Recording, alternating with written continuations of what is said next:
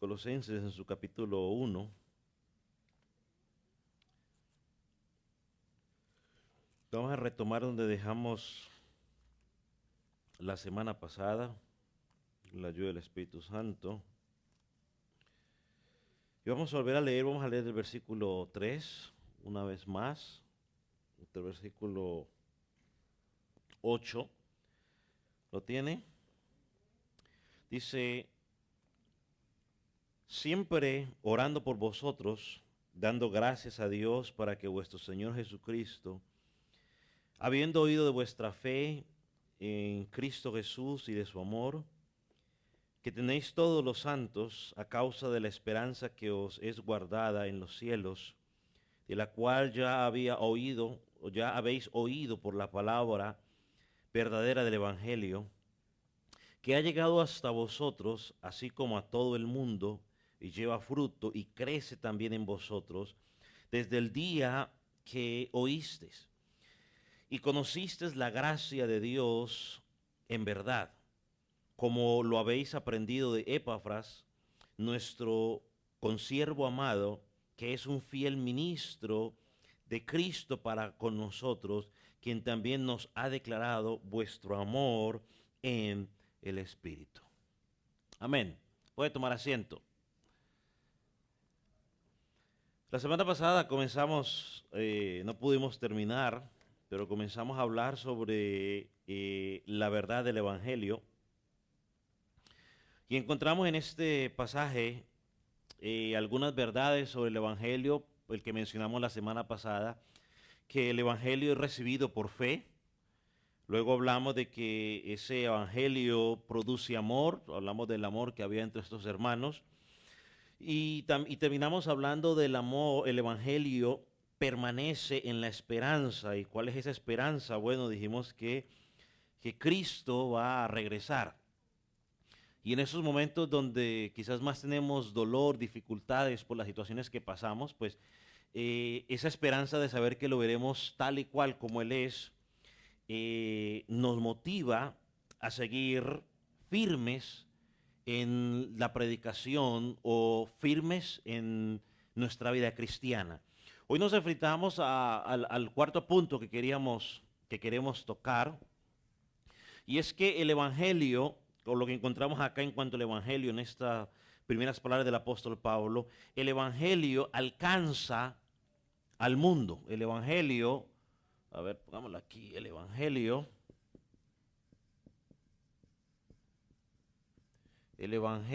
alcanza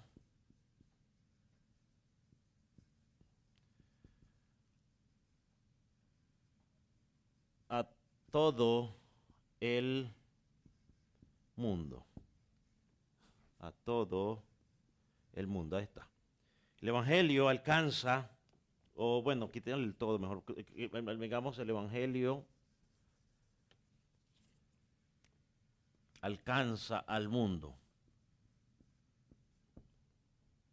El Evangelio alcanza al mundo. Y es bueno que me ponga bastante atención, ¿no? Para que no vaya a pensar luego que estamos entrando en contradicciones. El Evangelio tiene alcance universal. ¿Qué es para usted alcance universal? ¿Cómo? Eso, que puede llegar a todo el mundo, al punto de que hoy el Evangelio nos ha llegado aquí a los que estamos en Dothan, Alabama. Entonces eso es lo que apunta allí. Aquí no está apuntando a que todo el mundo se va a salvar. No, apunta a que el Evangelio se está extendiendo por todo el mundo. Jesucristo dijo a los discípulos, me seréis testigos ¿en dónde? En Judea, en Samaria, en Jerusalén, Judea, Samaria, ¿y hasta qué? Y hasta lo último de la tierra. Así que el Evangelio tiene ese alcance universal. Entonces, este es una vez más un versículo que deja claro que el mensaje de Jesucristo, el Evangelio de Jesucristo, es un mensaje vivo y poderoso. La Biblia dice en Hebreos que la palabra de Dios es viva y es eficaz. Entonces, es un mensaje tan poderoso que nos ha alcanzado hasta donde nosotros estamos. Algunos de ustedes han conocido a Cristo aquí en este país, pero otros quizás lo conocieron allá en su país. De pronto una aldea lejana, un pueblo lejano, y el evangelio ha llegado hasta ahí. Entonces Pablo aquí dice que el evangelio se ha extendido en ese momento se había extendido por el Imperio Romano. Estaba llegando a muchos hombres, y muchos hombres y mujeres estaban llegando al arrepentimiento. Es más, la misma iglesia de Colosas era una evidencia de que el evangelio se estaba extendiendo. ¿Por qué era una evidencia? ¿Cuántos recuerdan quién fundó la iglesia de Colosas? ¿Cómo? ¿Quién recuerda? Epafras, no fue el apóstol Pablo. ¿Dónde conoció Epafras el evangelio? Cuando Pablo predicaba, ¿en dónde? En Éfeso. Pablo no había llegado a Epafras, no había llegado, perdón, a Colosas, y como vamos a mirar el día de mañana, por ejemplo, en el capítulo 2, Pablo dice, por ejemplo, dice, porque quiero que sepáis cuán grande lucha sostengo por vosotros y por los que están en la Odisea y por todos los que nunca han visto mi rostro. O sea, habían hermanos que habían llegado a Jesucristo, pero que no conocían al apóstol Pablo. Y como veremos la semana pasada, Pablo oraba por ellos. Entonces, hermano, esta misma iglesia de Colosas es una evidencia de que el evangelio se estaba extendiendo al punto de que ha llegado hoy a nosotros aquí a Dothan. Entonces, el cristianismo, hermanos, no era una pequeña secta más del Imperio Romano, como quizás algunos a veces lo quieren llegar, ¿no? El cristianismo era y es todavía en la actualidad las buenas nuevas de Jesucristo que se van expandiendo por todo el mundo. Y algo interesante, el evangelio trasciende todas las etnias, trasciende todas las culturas, porque se extiende a todo lugar. Vaya por ejemplo a Mateo 24, versículo 14.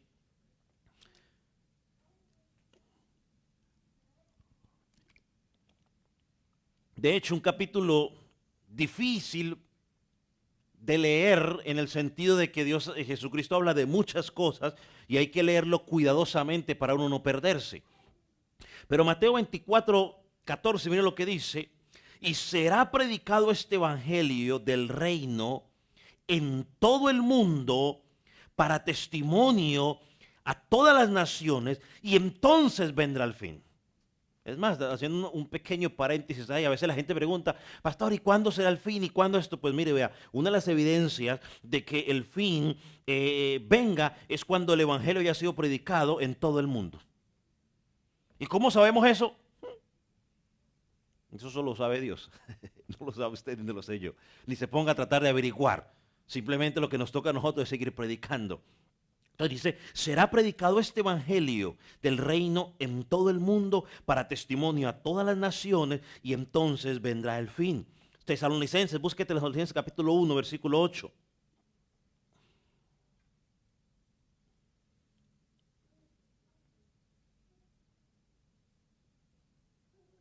Dice, porque partiendo de nosotros ha sido divulgada la palabra del Señor, no solo en Macedonia y Acaya, sino que también en todo lugar vuestra fe en Dios se ha extendido, de modo que nosotros tenemos de modo que nosotros no tenemos necesidad de hablar más.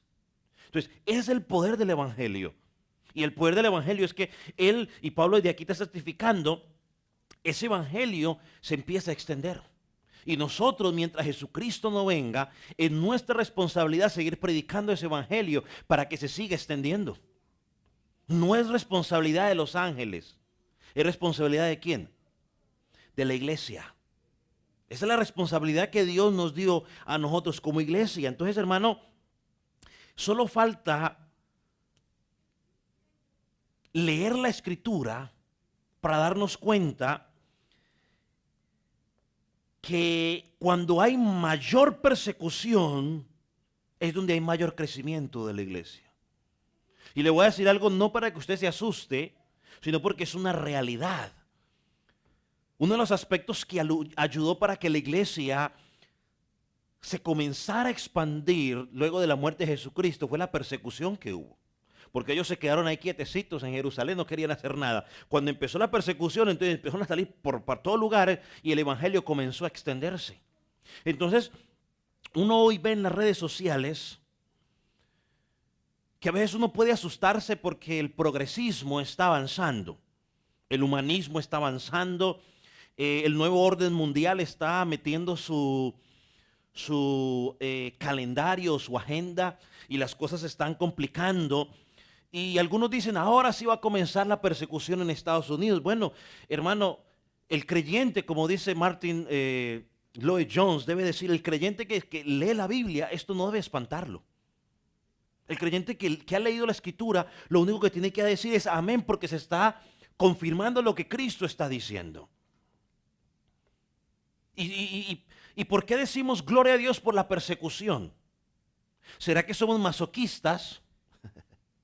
No, no es que seamos masoquistas, ni nos creamos. Ahí entra otro conflicto, porque algunos dicen, bueno, gloria a Dios porque más cerca el Señor nos va a sacar de la tierra y nos vamos a ahorrar todo eso. Bueno, yo por lo menos no creo esa postura. Yo creo que aquí vamos a tener que pasar por toda situación. Ya usted podrá creer la otra, pero pues no vamos a entrar en esa situación ahora. Pero por lo menos 3 cosas podemos sacar de agradecimiento si hay persecución o comienza la persecución en la iglesia. Primero, porque en la persecución Cristo será glorificado. Mientras la iglesia es perseguida, Cristo es glorificado. Él va a ser exaltado. Su nombre se va a seguir expandiendo. Recuerda cuando los apóstoles les prohibieron y le dijeron, no hablen más de Jesús. Y entre más los perseguían, más hablaban de Jesús. Y no solo eso, más hablaban de Jesús. ¿Y qué pasaba con las almas? Llegaban a Jesucristo, llegaban a Cristo. ¿Quién era glorificado? Cristo. Hermano, cuando hay persecución, la iglesia crece. Ese es el segundo punto. No solamente Cristo es glorificado, sino que la iglesia, por medio de la persecución, Cristo la usa para que haya crecimiento. Lea usted los escritos del primer siglo, los historiadores, y cómo ve cómo esa persecución llevó al crecimiento de la iglesia. Por ejemplo, cuando Martín Lutero propuso las 95 tesis y se levantó, digamos, esa queja basado en la escritura de las prácticas que Roma estaba haciendo. Dicen los historiadores que una de las cosas que disparó el crecimiento de que la reforma empezara a expandirse fue culpa de la misma iglesia católica por la persecución que pusieron sobre ellos. Fue esa persecución la que logró que hoy usted y yo podamos tener una Biblia en nuestro idioma. Porque entonces empezaron a traducir las Biblias al alemán y a todos los idiomas para que la gente pudiera leer verdaderamente lo que había ahí. Dice un historiador que si de pronto la Iglesia Católica se hubiera quedado callada y no hubiera dicho nada, no se hubiera disparado de esa manera. Pero Dios en su soberanía sabe cómo hace sus cosas. Usó la misma Iglesia Católica para perseguir a los reformadores y hacer que la iglesia comenzara nuevamente a despertar y regresar a la senda antigua. Aunque ellos se identifican como que ellos son la verdadera iglesia de Jesucristo, yo cuando me dicen eso, yo lo único que les digo es simplemente, mire, vea, mire la doctrina que ustedes manejan ahora, que ustedes me dicen que son la iglesia de Jesucristo, amén, está bien. Mire la doctrina que ustedes manejan ahora y compárenla con la doctrina de la Escritura. Y usted encontrará allí que hay una diferencia tan grande como el día y la noche. Porque los apóstoles ni predicaron de adoración a María, los apóstoles no tenían un papa a quien seguía, los apóstoles no eran idólatras, y encontramos una cantidad de doctrinas que hoy se manejan, que enseñan, que contradicen. Los apóstoles nunca pensaron que la Santa Cena era el cuerpo y la sangre literal de Jesucristo, y así sucesivamente. Entonces, hermano, cuando hay persecución, hay crecimiento. Así que no se asuste si ahora empiezan a perseguirnos aquí en Estados Unidos, porque, porque nosotros estamos caminando de acuerdo a la palabra de Dios, porque nos quieren callar las verdades. Hermano, primero, Cristo va a ser glorificado. Segundo, la iglesia va a comenzar a crecer.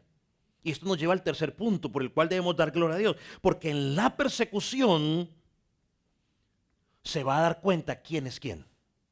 Quién es de Cristo y quién no es de Cristo. Porque es fácil ser cristiano cuando todo es bonito. Es fácil ser cristiano. Es fácil ser de la secreta cuando nadie dice nada. Pero cuando a usted le aprietan, entonces ahí es donde verdaderamente usted sabe quién no es. Y yo soy de los que lo digo y lo sostengo por lo que he visto en mi tiempo de pastorado. En muchos de los problemas que la gente ha enfrentado es donde yo me he dado cuenta cuántos verdaderamente son de Cristo. Porque mucha gente en los primeros conflictos que ha enfrentado son los que han salido corriendo y hoy están en el mundo.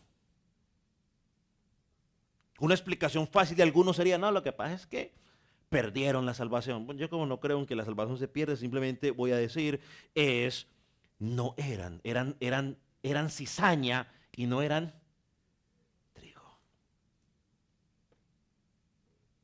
Esa es la persecución. Esas son las dificultades que usted enfrenta si usted realmente sabe si está aferrado a Jesucristo. Esas son las dificultades donde se pone a prueba verdaderamente la fe del creyente. Es como los maestros, a los estudiantes no les gustan los exámenes. Pero en los exámenes lo único que hacen es para probar cuánto usted ha aprendido. A veces los estudiantes hacemos trampa, ¿no? Yo me meto ahí porque en algún momento hice trampa. Y el maestro decía, ustedes piensan que me están engañando a mí. El que en realidad se está engañando es ¿quién? Soy yo. Porque cuando el día que tenga que poner en práctica eso, entonces ahí sí nos pasa lo que le pasó a un doctor un día. Venía en su barco después de haber terminado sus estudios y regresaba a su ciudad y el bote se estaba hundiendo y tenían que liberar carga y empezaron a botar todas las maletas, entre ellas las maletas de él. Y él decía, no, no boten mis maletas porque allí va todo mi conocimiento. Todos los libros los estaban echando al mar y dijo, ahí va todo mi conocimiento. Hermanos, en la persecución que tú te vas a dar cuenta si eres verdaderamente hijo de Dios.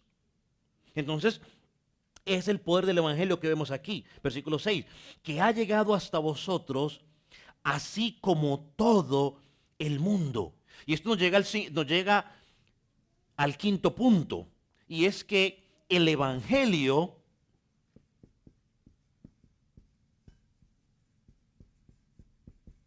lleva ¿qué? Lleva fruto. Dice, así como todo el mundo y lleva fruto y crece también en vosotros desde el día que oíste. Ahora, el Evangelio comparte un aspecto individual y un aspecto que digamos grupal. Individual y grupal o específico y general. El Evangelio no solo se extiende en el territorio, sino que crece y da fruto a nivel específico. ¿En quién? En cada creyente. Aquí dice, y lleva fruto y crece también, dice el apóstol Pablo, en vosotros. Vosotros. Aunque lo usa en plural, todos entendemos que él está apuntando a cada creyente.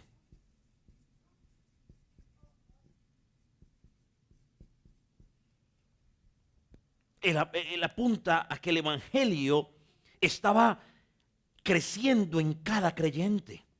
¿Y desde cuándo crece? Mira lo que dice el versículo. Y creo que esto es algo interesante que debemos notar. Dice, desde el día que oyeron el mensaje del evangelio. Ahora, yo no sé cuánto tiempo había pasado. No, tenía uno que ponerse a hacer el estudio, pero quizás no es muy relevante. Aquí lo importante, creo yo, es ver el verdadero fruto de la verdadera salvación en el creyente. Y ese verdadero fruto, digamos, es la perseverancia.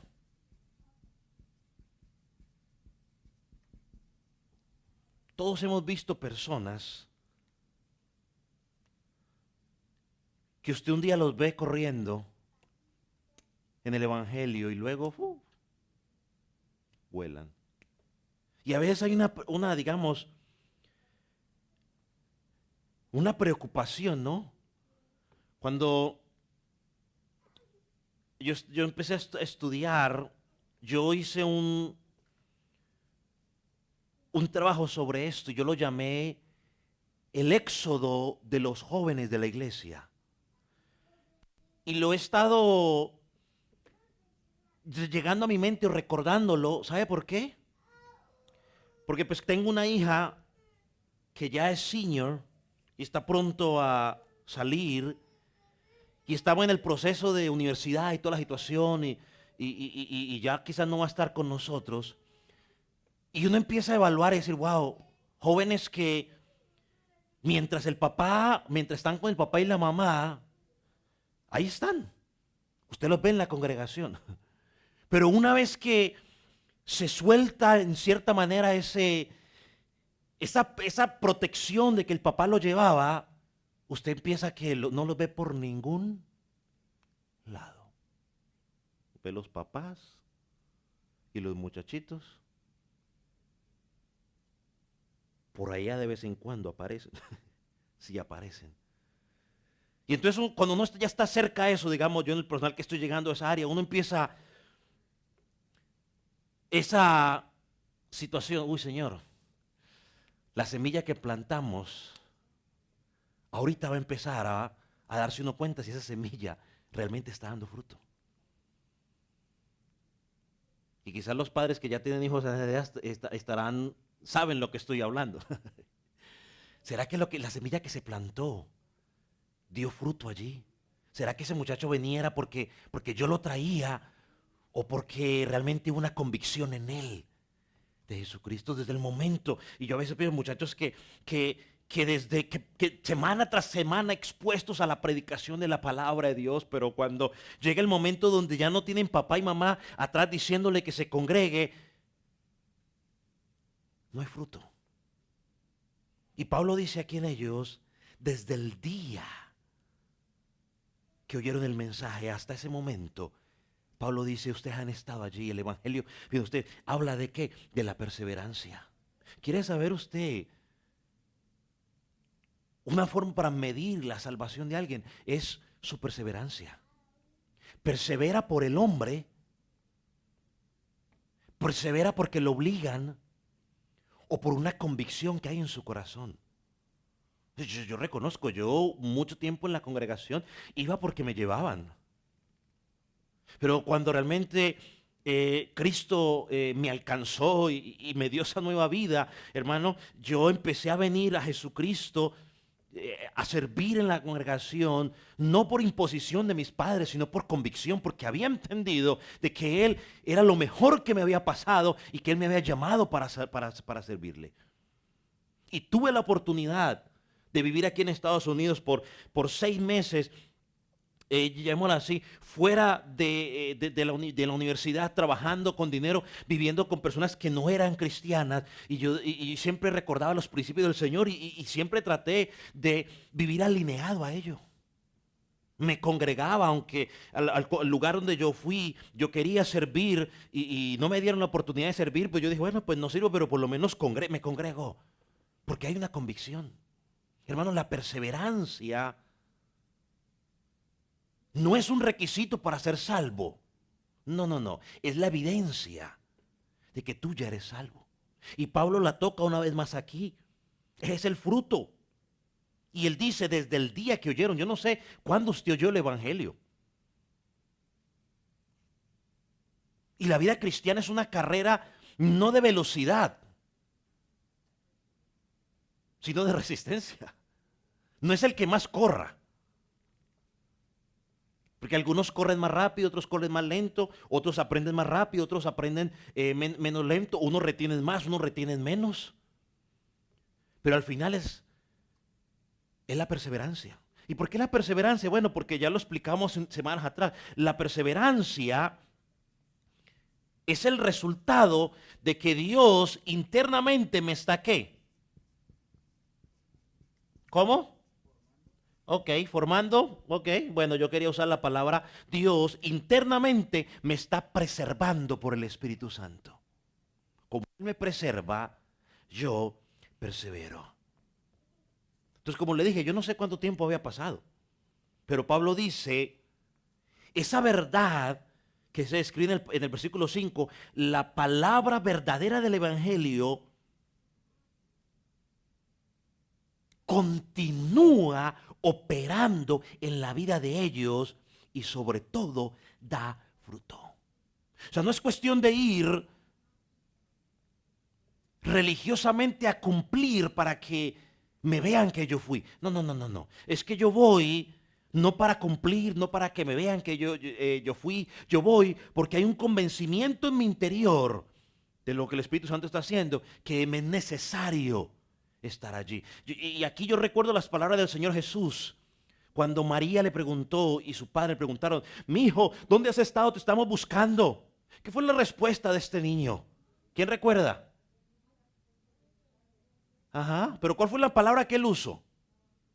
¿Recuerda usted la palabra, una palabra tremenda que él usó? O no la usó, yo la quiero meter.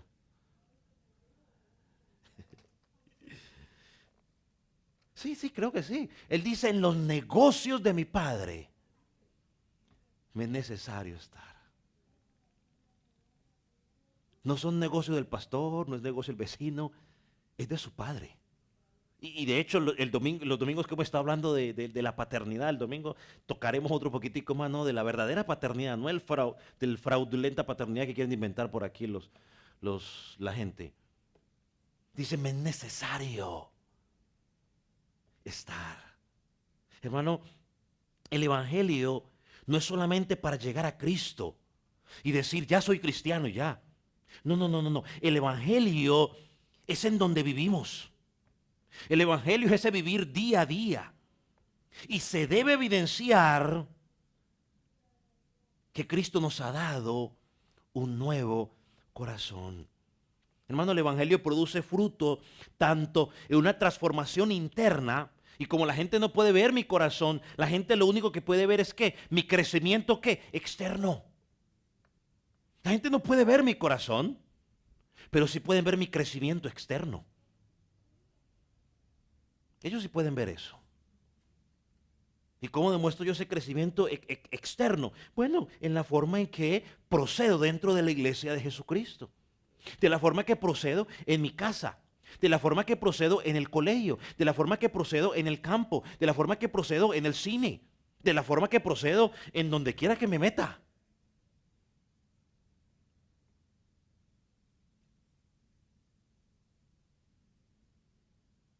Ya no nos podemos escudar en la frase, es que Dios ve el corazón, pastor. Bueno, claro, pero entonces, ¿dónde está el fruto? La Biblia dice claramente que de la abundancia del corazón habla qué. Habla la boca. Entonces, si Dios ve en su corazón y si tú en tu corazón estás apasionado por Dios, hombre, esa pasión tiene que salir a relucir de una u otra manera. Y yo no estoy diciendo que únicamente brincando y saltando, no. O sea, hay cosas, hermano, cuando usted está feliz internamente, es difícil ocultarlo. La gente dice, oye, ¿a usted qué le pasó? Porque lo vi que llegó como medio diferente. ¿Qué le pasó? Algo le tuvo que haber pasado para que llegara tan feliz. O si llega triste, se le dice, oiga, a usted se le nota últimamente que está como medio apagado. ¿Qué es lo que le está pasando? No ven el corazón, pero están viendo que la evidencia externa. Entonces, la gente tiene que ver el fruto. Y ya lo dijimos, Por ejemplo, ve el versículo 4 que estudiamos la semana antepasada. Pablo dice, porque he oído. Es decir, la gente hablaba de lo que estaba pasando en estas personas. El poder transformador del evangelio produce fruto en el creyente día a día.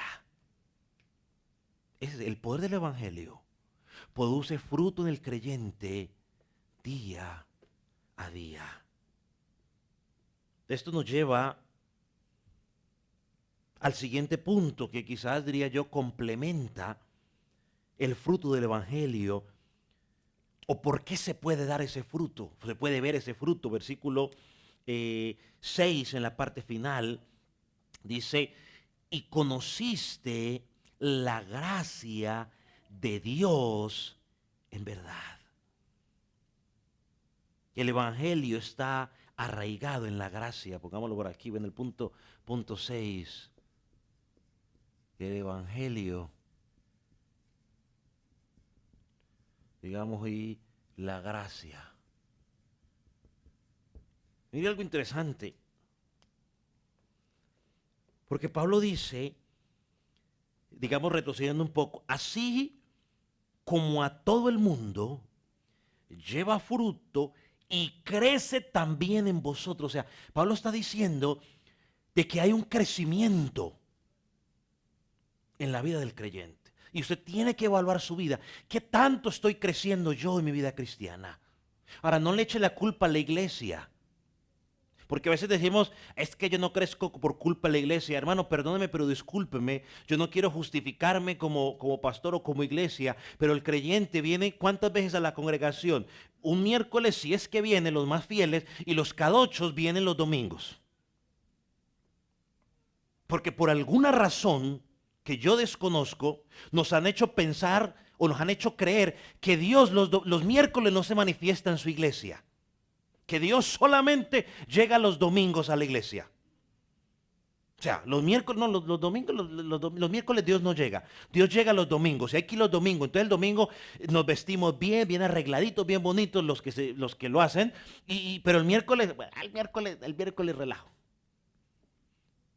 Entonces los que vienen 2 días, el miércoles y luego el domingo, hermano, su crecimiento no depende de esos 2 días. Porque es poco lo que usted puede adquirir. Es su responsabilidad complementar lo de los domingos y lo de los miércoles, los lunes, los martes, los jueves, los viernes y los sábados, en su tiempo personal con el Señor. En su tiempo donde usted escudriña la palabra para aprender, para crecer. En los tiempos cuando usted se comporta como los hermanos de Berea, donde examina todo lo que escuchó a la luz de la palabra para ver si lo que le están diciendo es verdad. Para ver si lo que usted ha aprendido durante toda su vida es verdad o no es verdad. Pero yo lo digo sin ofender, todavía tenemos cosas que hemos arrastrado del catolicismo y no nos hemos dado cuenta. Porque en el catolicismo fiel los domingos vamos a misa para cumplir, porque hay que ir a cumplir el domingo, pero después nos desaparecemos hasta la próxima semana. Y hay muchos creyentes que viven de esa manera. Muchos están enfermos, muchos están trabajando, pero muchos hoy están en el sofá sentados viendo televisión simplemente por pereza de salir un miércoles en la noche al templo. Porque Dios no se manifiesta los domingos. El Señor los ve los miércoles, el Señor los reprenda y los llame al arrepentimiento. Porque Dios también se manifiesta en su iglesia los miércoles. O si nos reuniéramos los martes, los días. Porque Dios prometió que cuando su iglesia se reúna, Él iba a estar en medio. Y el creyente tiene que tener una muy buena excusa para cuando el día que Dios prometió estar en medio de su pueblo, decir, yo no voy a ir.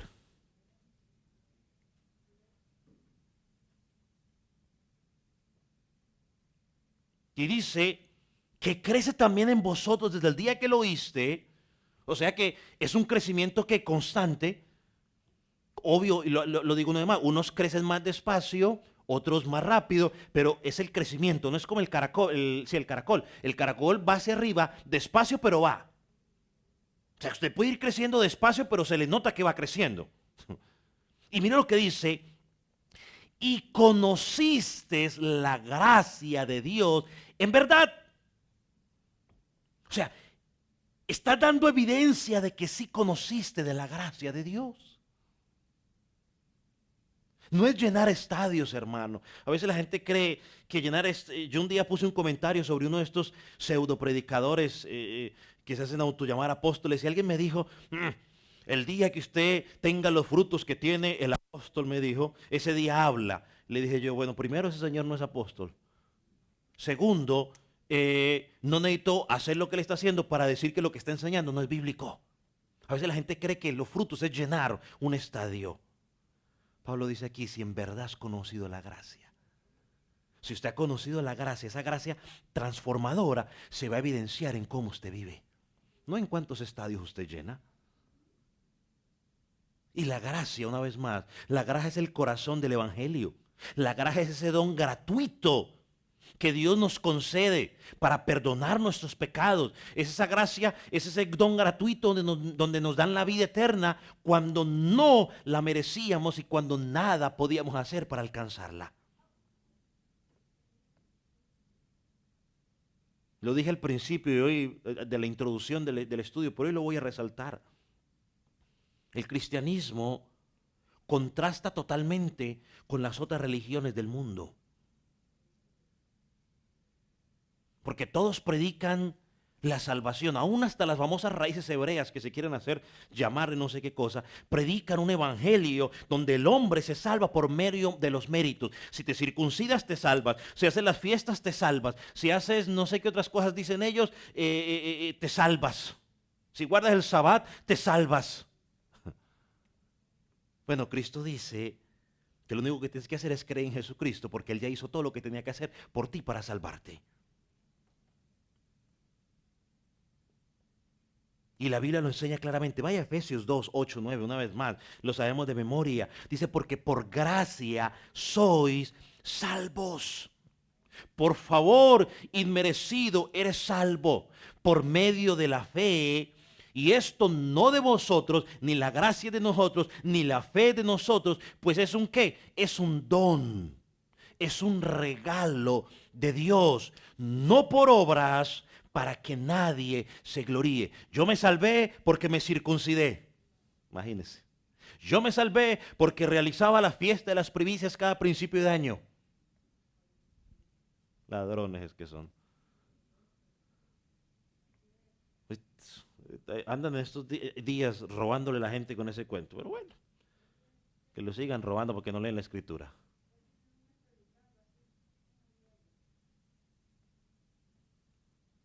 Miren lo que dijo Pablo a Cornelio en Hechos 11, 18. Mientras usted lo busca, la última parte del versículo decía, para que nadie se gloríe. Nadie puede llegar a decir al cielo, yo entré al cielo porque yo hice esto, porque yo... Ni siquiera usted puede decir, mire, ¿sabe qué? A ver, ¿cómo lo...? No, bueno, mejor no lo digo porque después van a creer que es que yo les quiero meter las cosas a la fuerza. Mejor no. Quizás usted va a llegar el día a la convicción de esa como yo llegué. Mejor vamos a Hechos 11, 18. Dice, de manera, dice el apóstol Pedro cuando está hablando con Cornelio, dice, de manera que también a los gentiles se han arrepentido para vida eterna. ¿Cierto? Así dice. A los gentiles, ¿Dios qué? Ha dado arrepentimiento. Perdóneme, pero discúlpeme. El que da el arrepentimiento es Dios, no es el hombre. No es el hombre que produce arrepentimiento en sí solo. El hombre no puede hacer eso. Es Dios el quien se lo da. Lidia es otro ejemplo. Lidia, Dios dice que Dios abrió el corazón de Lidia para que ella estuviera atenta. Ahora, mire lo que dice en 2 Tesalonicenses, capítulo 2, versículo 13. Pablo está agradecido mientras usted lo está buscando. Pablo está agradecido con Dios. Y usted dice, pastor, ¿y por qué está agradecido con Dios? Mire lo que dice, de que Dios haya escogido desde el principio para salvación, mediante la santificación, por el Espíritu y la fe en la verdad. Él escogió. No es por nada que el hombre pueda hacer. La salvación es un acto de gracia de Dios y nada podemos hacer para alcanzar nuestra propia salvación. Y cuando uno entiende esa verdad, hermano, uno sirve a Dios no por imposición, sino por convicción. Eso fue lo que dijo Pablo en 2 Corintios 5, creo 14. El amor de Cristo nos constriñe, o sea, nos obliga. Cuando pienso en el amor que Cristo tuvo por mí, eso me obliga. No en que soy obligado, sino que me motiva entonces, uso esa palabra, a vivir únicamente para Él. Entonces Pablo describe la gracia en este pasaje como la gracia de Dios en verdad. Y esa palabra en verdad alude, ¿no?, a que es auténtica.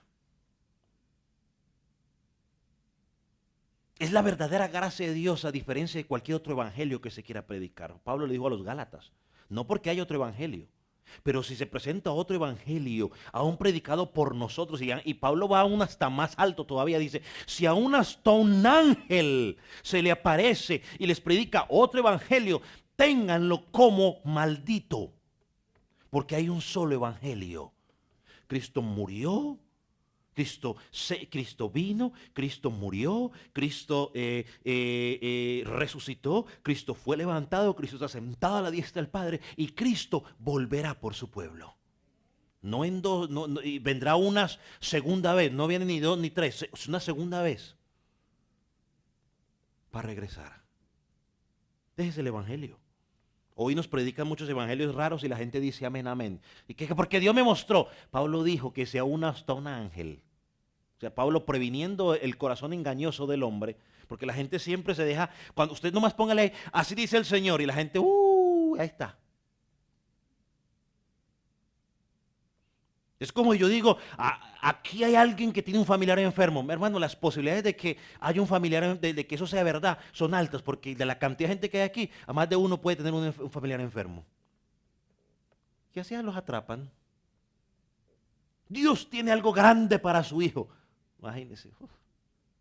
¿Qué padre no quiere que algo grande para su hijo? Levante la mano el que no lo quiere. Y yo le digo, algo grande tiene Dios para su hijo. Y la gente se empieza a derretir. Ay. ¿Por qué? Porque no estudian la palabra. Hoy más que nunca, creo yo, en mi ignorancia, yo creo que hoy más que nunca el mundo necesita la palabra de la verdad del Evangelio. Y es que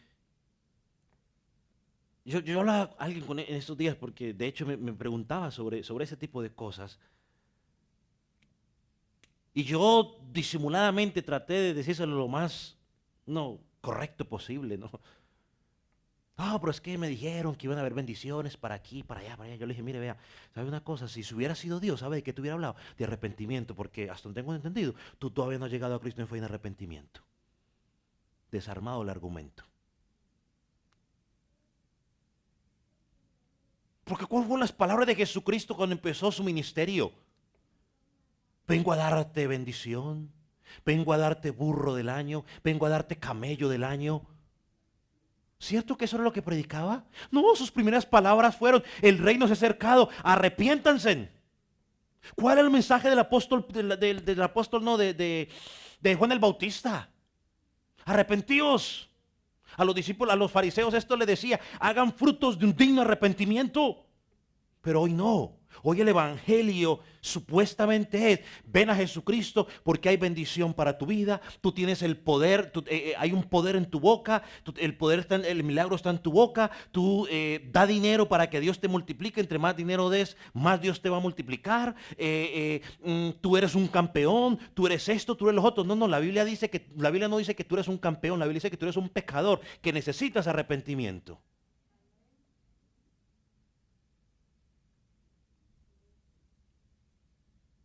Hoy más que nunca necesitamos ese evangelio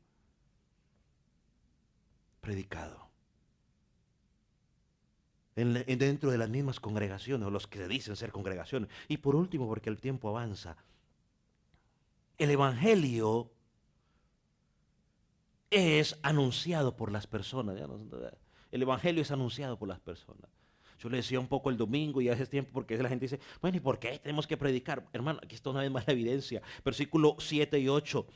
Como habéis aprendido de Epafras, nuestro consiervo amado, que es fiel ministro de Cristo para con vosotros, quien también os ha declarado vuestro amor en el Espíritu. Hermano, la salvación es por gracia, amén. La salvación se obtiene porque hay que creer, amén. Pero Dios usa ¿a quién? A las personas para llevar ese mensaje de gracia. Si alguien me pregunta, pastor, ¿por qué tengo que evangelizar? Aquí está la respuesta. Uno de los tantos versículos que podemos encontrar en la Escritura. Aquí está la respuesta. Esta iglesia, como lo dije al principio, no fue fundada por el apóstol Pablo. El apóstol Pablo no visitó esta congregación. Esta iglesia fue fundada mientras Pablo predicaba en Éfeso. Epafras, dicen los estudiosos, que estaba por ahí. Epafras recibió el mensaje, se convirtió, Cristo lo alcanzó, se convirtió, fue regenerado, transformado, regresó a su pueblo. ¿Y qué hizo? Comenzó a enseñar lo que había aprendido el apóstol Pablo. Y aquí tengo que resaltar algo que a veces cuando tengo la oportunidad de decirlo, lo digo. Porque esto contradice totalmente lo que nosotros hemos visto en nuestros días, o lo que vemos en nuestros días. Tristemente la mayoría de congregaciones, y lo digo tristemente porque es una tristeza, que la mayoría de congregaciones son formadas, ¿sabe por qué? Porque alguien salió descontento porque no le gustó algo que el pastor dijo o dejó de hacer o lo que sea. Entonces dice, bueno, yo mejor me voy y me voy a la esquina, rento un lugar y le pongo a Iglesia Tres Cruces y entonces empiezo mi propia congregación bajo mis propias normas, porque el Señor me llamó.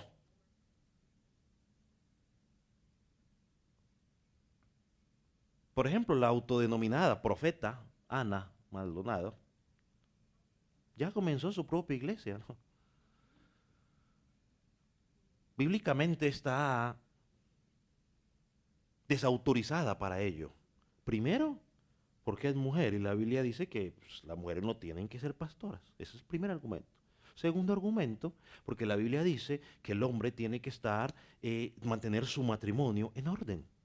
Viene de fracaso, desafortunadamente, puede seguir sirviendo en una congregación, pero no puede ser cabeza en una congregación. Pero ya armó su propia congregación, con su propia gente en su propia esquina y vamos. Ahora, no me malinterprete. Yo no estoy en contra de que comiencen nuevas congregaciones. Gloria a Dios que se comiencen las nuevas congregaciones. Pero las nuevas congregaciones tienen que formarse de la forma correcta. No que salía enojado con el pastor. Entonces el hermano Jeremías salió enojado con el pastor porque no le dejó predicar más. Entonces va y arma su iglesia a él, le pone allá, no sé, casa de Dios, oración, no sé qué cosa. Y entonces vénganse porque aquí sí. Y armo mi propio changarro. Y luego empiezo allá a ver, no, hermano Mateo, usted no le dan oportunidad de predicar. Venga, yo aquí sí le doy oportunidad de predicar. Véngase aquí, porque aquí sí está la presencia de Dios, aquí está el juego. Y empiezan con un montón de cuentos raros. Y la gente que no estudia la palabra, en vez de exhortarlos y llamarlos al arrepentimiento, dicen, amén, gloria a Dios, el Señor me está hablando.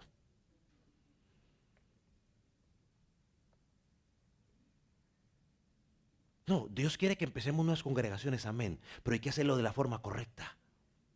Con gente que no conoce a Jesucristo. No con gente de otras congregaciones. Este hombre escuchó el evangelio, Cristo lo alcanzó y regresó a la ciudad donde estaba llena de paganos, porque usted puede estudiar sobre esta situación. Eran gente paganas y empezó a predicarles el evangelio. Cristo los comenzó a alcanzar y luego empezó a crecer. Y el apóstol Pablo tiene la oportunidad de enviarles una carta porque Dios estaba haciendo la obra. Ese es el poder del verdadero transformación del evangelio en el corazón de las personas. Y yo me atrevería a decir que posiblemente los falsos predicadores estaban poniendo en duda el ministerio de Epafras. Porque Pablo, mira lo que dice. Pablo dice, es un fiel ¿qué? Miembro de Cristo.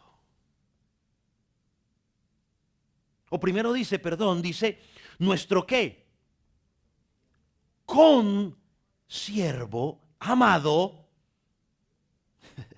No es que salió con problemas con el apóstol Pablo, ni se le trajo unos cuantos de Éfeso. Dice, no, nuestro siervo, consiervo amado, que es fiel. Pablo, al referirse a Epafras como consiervo y fiel ministro para nosotros, ¿sabe lo que estaba haciendo?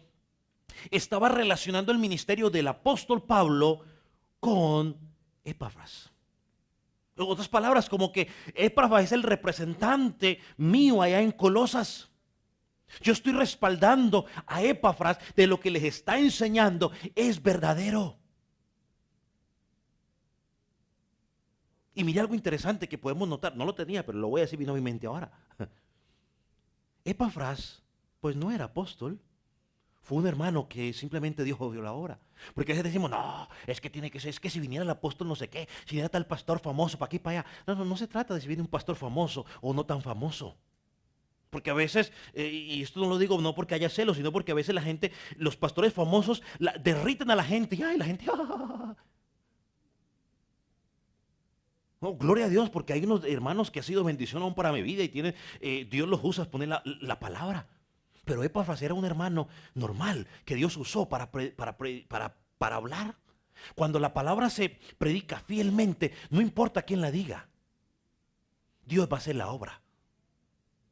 No importa el sistema, algunos que son más, no sé, creativos o lo que sea, pero si es fielmente predicada la palabra, Dios va a hacer la obra. Y a veces a los falsos maestros siempre les gusta poner en duda a los pastores que predican fielmente la palabra, ¿no? A nosotros nos acusan mucho y nos dicen, es que no vayan al Calvario porque en el Calvario no está el Espíritu Santo. Un día le dijo a una hermana que no iba a volver ahí porque me voy porque es que allá no se siente el Espíritu Santo, me voy para otro lado porque ahí se siente el Espíritu Santo. Le dije, pues hermano, pues que se vaya para allá, que lo sienta allá, pues entonces. Pues si aquí no está, pues entonces eso significa una cosa, que todos los que estamos aquí somos pecadores y estamos caminando al infierno. Yo por lo menos no me identifico en ese grupo, no sé usted. Yo el Espíritu Santo no lo mido por gritos, ni por saltos, y aunque si tengo que gritar, grito, y tengo que saltar, saltaré, pero no lo mido por eso, porque cualquiera puede hacer eso.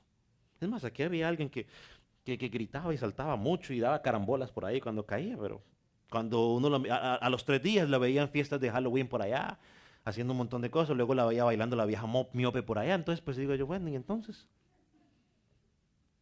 eso no dice nada. Entonces, sabemos que Pablo estaba en Roma encarcelado, no podía ir a los colosenses, pero Epafras le sirvió actuando en su nombre. Entonces, Pablo, hablando acerca del espíritu de los colosenses, dice, o habla aquí también de ellos, dice, iglesia amada. Y otra cosa que dice él era un fiel ministro de Pablo, de Cristo para vosotros. Él le está diciendo, posiblemente están poniendo en duda la obra de Epafras, pero él es un fiel ministro de Cristo para vosotros. O sea, es decir, confíen que Dios lo va a usar de una manera especial a este hombre para con ustedes. Hermano, no me diga que tú eres fiel a Dios cuando no vemos tu servicio en la iglesia local. Perdóneme.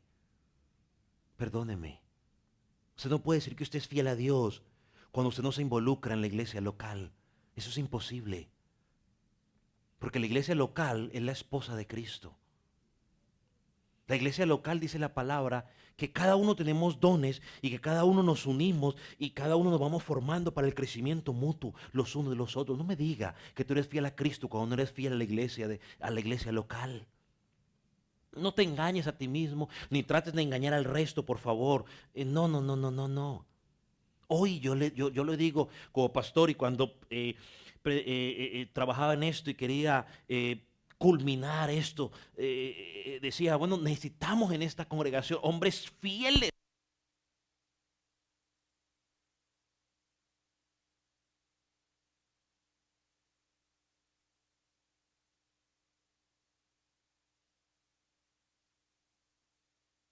Hombres fieles, con siervos fieles, no al pastor, sino a Cristo. Y cuando yo soy fiel a Cristo, esa fidelidad se va a evidenciar ¿en dónde? En mi servicio local en la congregación. No es al pastor. A veces la gente cree que ustedes son fieles al pastor, no. Es a la esposa de Cristo. El pastor simplemente es una oveja más. Igual que usted, sino que simplemente es la responsabilidad de pastorear. Pero necesitamos hombres y mujeres que llueve, que truene, que relampaguee, puedan decir, esa obra no es del pastor. El Calvario, a veces dicen su iglesia, no, es que esta no es mi iglesia. Y uno a veces como pastor comete el error, no, mi iglesia, no, esta no es mi iglesia, yo sirvo en esta iglesia. Pero es la iglesia de Cristo. Necesitamos hombres fieles, mujeres fieles, que le sirvan a Dios fielmente en este lugar. Que Dios nos concede, hermano, Dios nos concedió ese hermoso privilegio de proclamar el evangelio de gracia. Yo creo que los ángeles quisieran tener ese privilegio, pero nos lo dieron a nosotros. Predicar la gracia de la verdad, la palabra verdadera, el evangelio. Y es mi deseo, hermano, de que como congregación usted y yo podamos, que se pueda decir de nosotros, ¿sabe? Hay unos hermanos que se han ido de esta congregación y pocas congregaciones practican esto, pero ellos me llamaron y me dijeron, hey, este muchacho iba a su iglesia, ¿qué tal es usted ese muchacho? Y yo con gusto me pude sentar y hacer una recomendación. Ese muchacho es un hombre fiel que puede servir al Señor, buen elemento.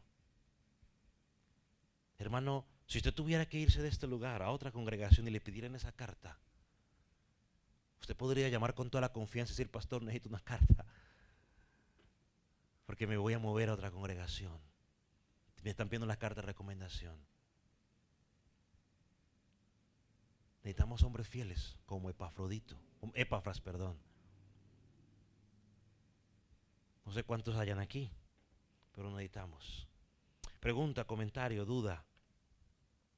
Si no, vamos a orar para concluir allí, luego vamos a tener un tiempo de oración.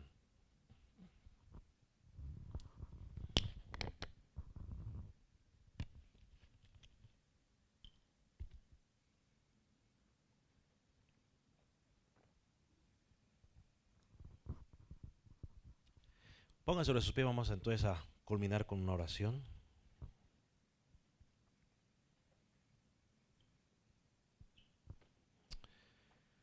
Señor, gracias porque tu palabra nos confronta y porque nos lleva a un examen minucioso.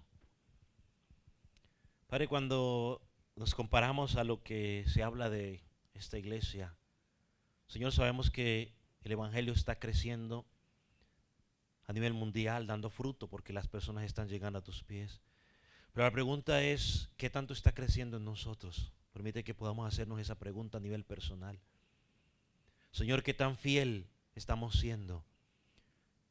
Señor, ¿qué tan bueno estamos siendo en compartir tu palabra con aquellos que no te conocen? Señor, oramos para que tu palabra haya penetrado a nuestros corazones de manera especial. Padre, y que ella pueda dar frutos y en nuestras vidas hoy estamos dando fruto que nos sirva de motivación para seguir dando fruto. Señor, si quizás de pronto estamos cayendo en un tiempo de caimiento, Señor, permite, oh Dios, de que tu palabra nos permita despertar una vez más. Señor, y sobre todo y más importante que entendamos que somos llamados por ti a predicar tu palabra y que tú nos vas a usar. Señor, nosotros no convertimos, eres tú el que conviertes.